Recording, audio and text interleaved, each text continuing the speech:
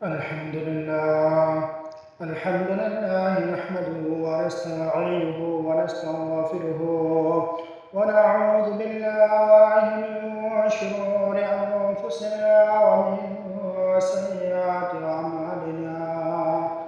من يهده الله فلا مضل له ومن يضلله فلا هادي له، ويشهد أن لا إله إلا الله وحده لا شريك له، وأشهد أن محمدا عبده ورسوله. أما بعد، فقد قال الله تعالى في القرآن المجيد والفرقان الحميد بعد أعوذ بالله من الشيطان الرجيم. بسم الله الرحمن الرحيم. واتل عليهم نبأ ابني آدم بالحق إذ قرب قربانا فتقبل من أحدهما ولم يتقبل من الآخر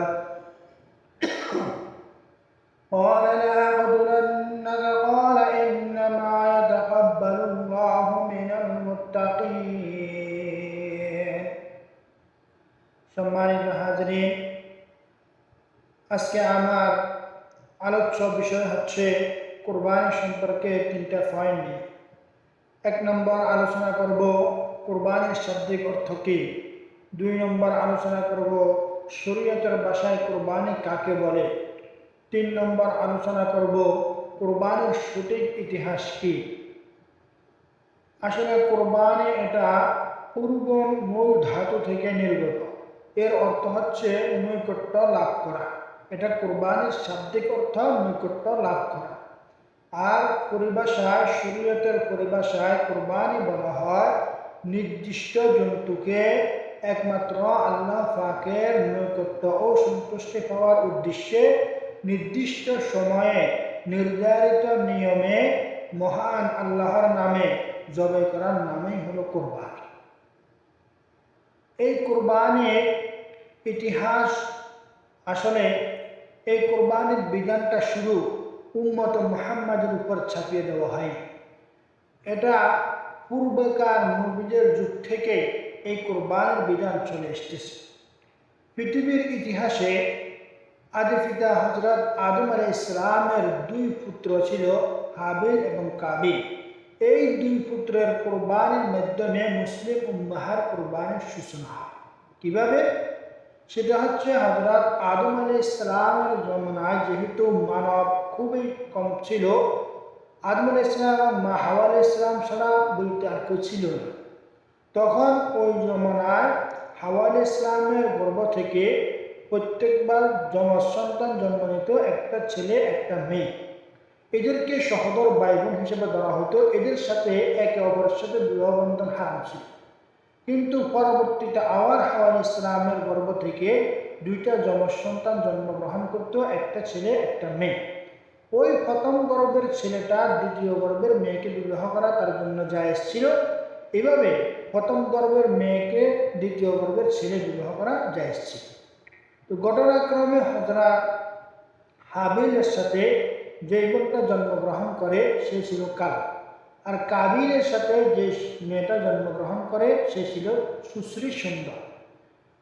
তো কাবিলের বাগে ওই হাবিলের সাথে যে কালো কুশ্রী মেয়ে ছিল তার বিবাহ নির্ধারিত হয়, আর হাবিলের সাথে কাবিলের সাথে যে সুশ্রী মেয়েটা জন্মগ্রহণ করছে তার সাথে বিবাহ নির্ধারণ হয়। কিন্তু কাবিল এটা কিছুতেই মেনে নেয়। কাবিল বলে, আমি সুন্দরী বোনটাকে বিবাহ করব, ওই কালোটাকে বিবাহ করব না। হযরত আদম আলাইহিস সালামের শরীয়তে যেহেতু বিধান হচ্ছে পূর্বের জন্ম পরের জন্মকে বিবাহ করতে পারবে, একই সাথে জন্মগ্রহণ করা এরা ভাই বোন, এরা একজনকে আরেকজন বিবাহ করতে পারবে। কিন্তু কাবিল এটা না মানাতে হযরত আদম আলাইহিস সালাম বললেন, তোমরা তাহলে উভয় কুরবানি, যার কুরবানি গ্রহণ হবে আল্লাহ তাআলার দরবারে সে এই সুশ্রী মেয়েকে বিবাহ করতে পারে। তো হাবিল এবং কাবিল উভয় কুরবানি করে। ওই জমানার কোরবানির নিয়মটা ছিল ভিন্ন। ওই জমানায় কোরবানির নিয়ম ছিল যে যেটা আল্লাহ রাস্তা কোরবানি করবে ওটাকে পাহাড়ের উপর রাখিয়ে আসবে, আর তার কোরবানি কবুল হওয়ার আলামত ছিল আসমান থেকে একটা আগুন এসে এটাকে গ্রাস করে ফেলবে, এটাকে খেয়ে ফেলবে। আসলে উম্মত মুহাম্মাদের কোরবানি জন্তুকে যে খাওয়ার বিধান দিয়েছে এটা উম্মত মুহাম্মাদের জন্য রহমত। আগেকার যুগে তাদের কোরবানি কবুল হওয়ার আলামতই ছিল এটাকে আগুন খেয়ে ফেলবে, তাহলে এটা আর তাদের জন্য ভক্ষণ করা হালাল ছিল না। আর এই উম্মত মুহাম্মাদের জন্তুকে জবাই করবে আল্লাহর নামে, আবার ওই জন্তুর গোশত এই উম্মতের জন্য খাওয়া হালাল করে দিয়েছে। সুবহান, এটা এই উম্মতের জন্য রহমত। তো হাবিলের কোরবানিটা আসমান থেকে আগুন এসে খেয়ে ফেলছে, কিন্তু কাবিলেরটা খায় নেই। তাহলে বুঝে গেল হাবিলেরটা আল্লাহ তাআলার দরবারে কবুল হয়েছে, কাবিলেরটা কবুল হয়নি।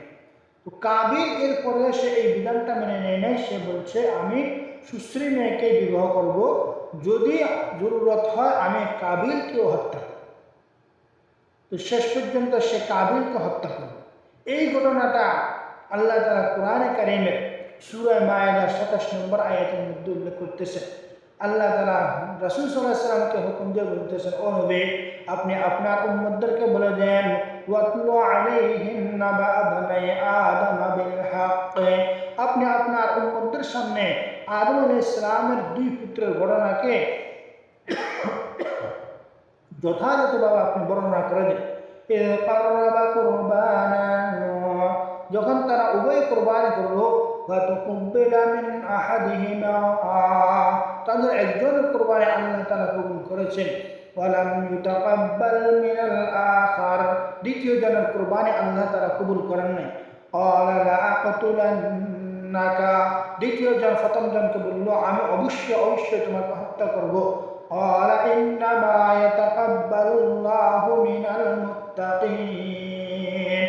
আর দ্বিতীয় জন বলল না, যে আল্লাহ তাআলা মুত্তাকিদের কুরবানিকে আল্লাহ তাআলা কবুল করে।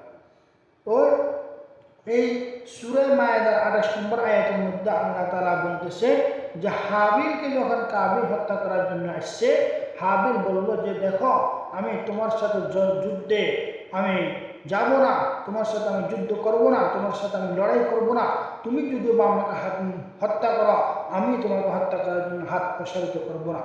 তো এটা আমার এই আয়াতের মধ্যে আল্লাহ তাআলা বলেন লাইন বাসাত্তা ইলাইয়া ইয়াদাকা লিতাকতুলানি, দ্বিতীয় জন বলতেছে যদিও তুমি আমাকে হত্যা করার জন্য তোমার হাত আমার দিকে প্রসারিত করো, মা আনা বিবাসিতিন ইয়াদিয়া ইলাইকা লিআকতুলাকা, আমি তোমাকে হত্যা করার জন্য আমার হাত প্রসারিত করব না। ইন্নী আখাফুল্লাহ রাব্বাল আলামিন, নিশ্চয় আমি বিশ্ব জগতের প্রতিপালককে ভয় করি। তো এটা হচ্ছে আদর্শবান লোকদের কথা, আদর্শবান লোকদের চরিত্র।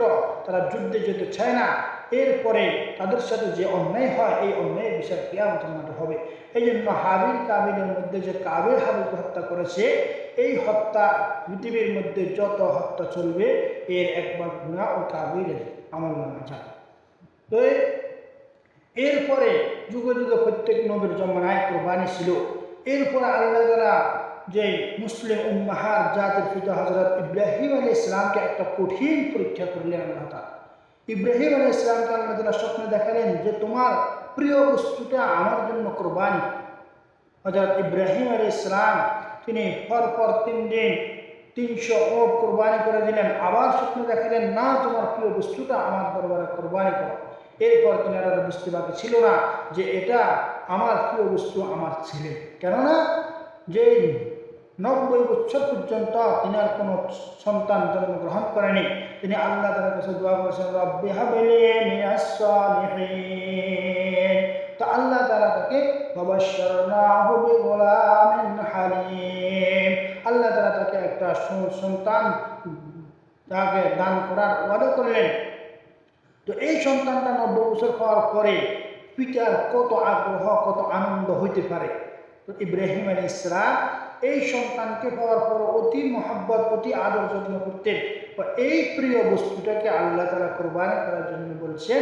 হযরত ইব্রাহিম আলাইহিস সালাম হযরত ইসমাঈল আলাইহিস সালামকে সুন্দর করে সাজিয়ে গুছিয়ে নিয়ে আল্লাহ তাআলার দরবারে তাকে কোরবানি করার জন্য কোরবানি গাহে নিয়ে গিয়ে বলতেছেন, ইয়া বুনাইয়া ইন্নী আরা ফিল মানাম, হে আমার প্রিয় বৎস, আমি স্বপ্নে দেখেছি তোমাকে আমি জবাই করতেছি।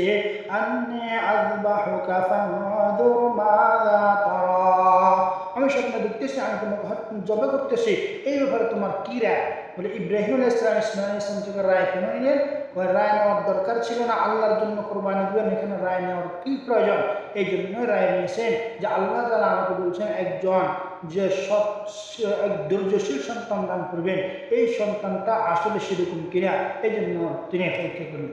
আর সন্তানকে জবাব দিলেন, সন্তান বলতে ক্বালা ইয়া আবাতি ফাআল মা তু'মার সাতাজিদুনি ইনশা আল্লাহু মিনাস সাবিরিন, ও আমার পিতা, আপনাকে যে আদেশ করা হয়েছে আপনি সে আদেশ পালন করুন, নিশ্চয় আপনি আমাকে ধৈর্যশীলদের অন্তর্ভুক্ত পাবেন।